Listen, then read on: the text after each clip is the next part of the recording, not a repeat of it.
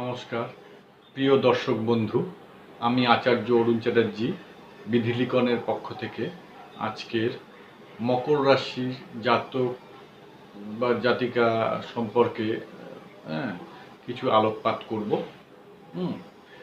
এখন যে অবস্থাটা যাচ্ছে তাতে দেখা যাচ্ছে মকর রাশি মানে কি শনির ঘর।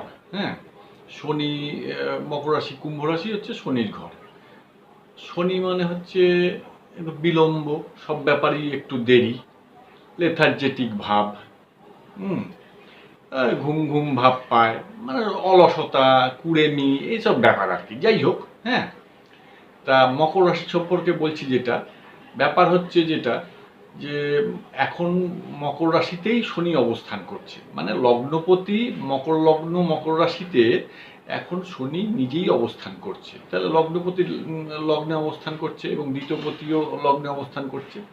যাই হোক, সেই জন্যে হচ্ছে কি, যে কোনো রকম কাজে, মানে যে কাজই করতে যাবে সে কাজেই দেখা যাবে মকর রাশির জাতক জাতিকা হলেও ব্যাপার হচ্ছে যে দেখা যাবে যে মকর রাশির জাতক জাতিকাদের কোনো কাজে সবসময় দেখা যাবে যে একটা বিলম্ব হয়ে যাচ্ছে।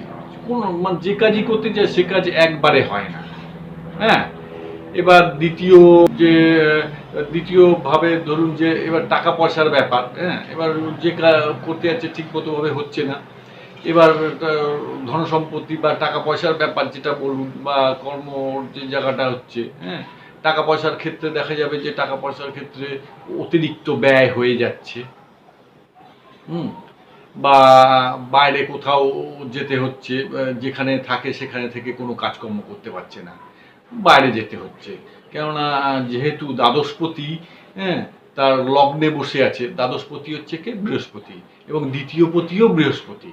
মানে শনি গ্রহ অবস্থানে সে হচ্ছে বৃহস্পতি, মীন রাশি হলেও ওটা দ্বিতীয় আমরা ধরি।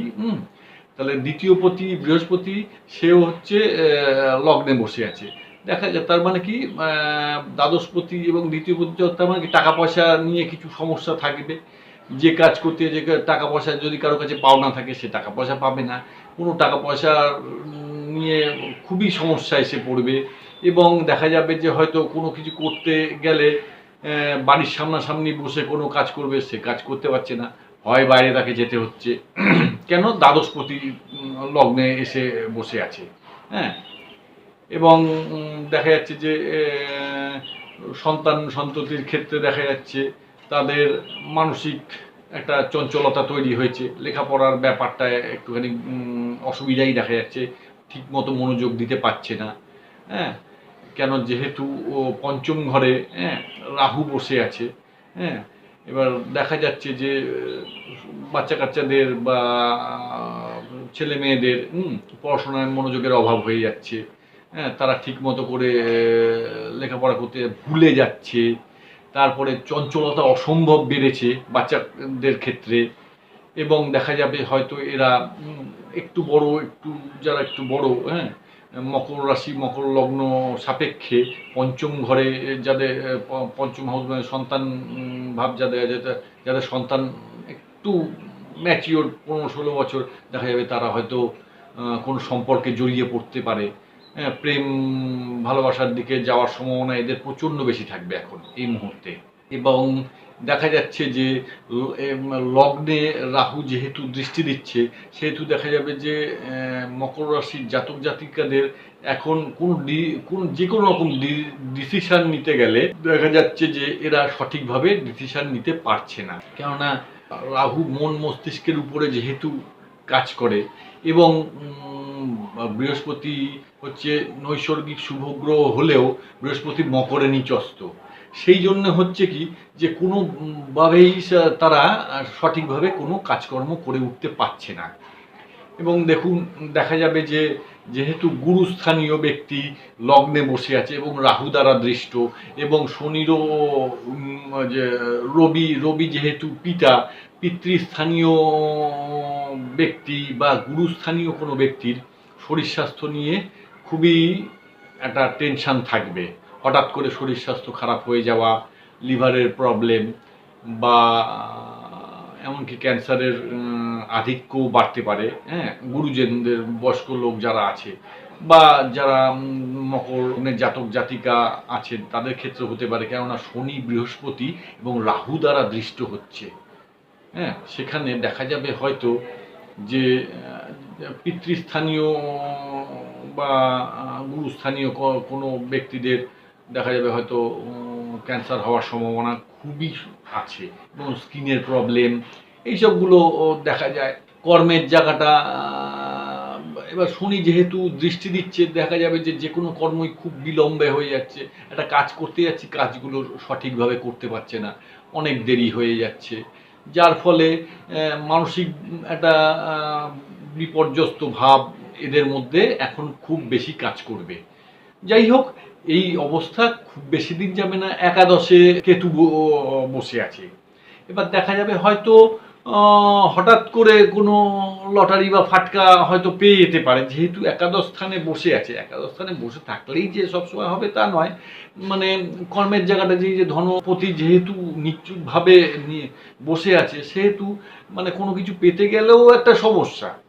এবার দেখা যাবে হয়তো এটা যেহেতু একাদশে কেতু বসে আছে, কোনো গুপ্ত আয়, হ্যাঁ, বা লটারি ফাটকা এগুলো হবে কখন, বৃহস্পতি যখন চেঞ্জ হয়ে যাবে, মকর লগ্ন থেকে চেঞ্জ হবে, তখন হঠাৎ করেই এদের এই মানে মকর রাশি এবং মকর লগ্নের জাতকের হঠাৎ করে দেখা যাবে যে হয়তো ধনসম্পত্তি প্রাপ্তি বা কোনো উত্তরাধিকার সূত্রে প্রাপ্তি বা যে কোনোভাবেই হোক একটা কোনো কিছু প্রাপ্তি হঠাৎ করে হবে। এবং এদের দেখা যাবে যে এখন হয়তো দেখা যাবে হয়তো বাইরে কোথাও ঘুরতে যাচ্ছে বা যেতে হলো, কোনো এই বিভিন্ন রকমভাবে পয়সা নষ্ট হয়ে যাওয়ার ব্যাপার আছে, যার ফলে মানসিক অবস্থার একটা অবনতি দেখা যাচ্ছে। যাই হোক, এটা সেপ্টেম্বরের মাসের পর থেকে কিছুটা হলেও উন্নতি হবে, এবং সম্পূর্ণ উন্নতি হতে হতে ধরুন নভেম্বরের পরে ডিসেম্বরের দিক থেকে মকর রাশি মকর লগ্নের জাতকদের হঠাৎ করেই বেশ ভালো কিছু খবর পাবে। হ্যাঁ, আশা করা যায় যে আপনারা অনেকটাই এই ব্যাপারটা মকর রাশি মকর লগ্ন যাদের আছে সেই সব জাতকেরা বুঝতে পারলেন যে কি কি আগামী দিনে, মানে এখন এই মুহূর্তে খুব একটা ভালো কিছু হওয়ার জায়গা নেই। এবং দেখুন, এবার আরেকটা কথা বলি, যেমন ধরুন ন্যাচারাল জোডিয়াকের দশম স্থানে কে কে বসে আছে, শনি বসে আছে, বৃহস্পতি বসে আছে, রাহু দৃষ্টি দিয়ে আছে। দশম স্থান মানে হচ্ছে কি, ন্যাচারাল জোডিয়াকের কর্মস্থান। এবার দেখুন হঠাৎ করে এই যে মানে পরিস্থিতি যাচ্ছে, রাজনৈতিক পরিস্থিতি যাচ্ছে, হ্যাঁ, তাতে দেখা যাবে যে রাহু মানে হচ্ছে বিধর্মী, বিধর্মী বা কি হবে দেখা যাবে হয়তো যে রাজনৈতিক পরিস্থিতি যাচ্ছে, মানে আমাদের পশ্চিমবঙ্গে যেমন ধরুন তৃণমূল আছে, হ্যাঁ, তো সেটাই থাকা উচিত। কিন্তু যেহেতু রাহু দশম স্থানে কর্মস্থানটায় দৃষ্টি দিচ্ছে, দেখা যাবে রাহু মানে বিধর্মী, দেখা যাবে হয়তো বিজেপির কোনো না কোনোভাবে হয়তো জয়যুক্ত হয়ে যেতে পারে, যাওয়ার সম্ভাবনা খুবই আছে, প্রচুর পরিমাণে আছে। এই যে হ্যাঁ, দেখুন এখানে এখানে শনি যেহেতু লগ্নে অবস্থান করছে, এবং মূল ব্যাপার হচ্ছে যে ধনপতি গ্রহ বৃহস্পতি হচ্ছে নৈসর্গিক শুভ গ্রহ, সে নিজভাবে আছে, তাহলে সে তার পাওয়ার লস করেছে।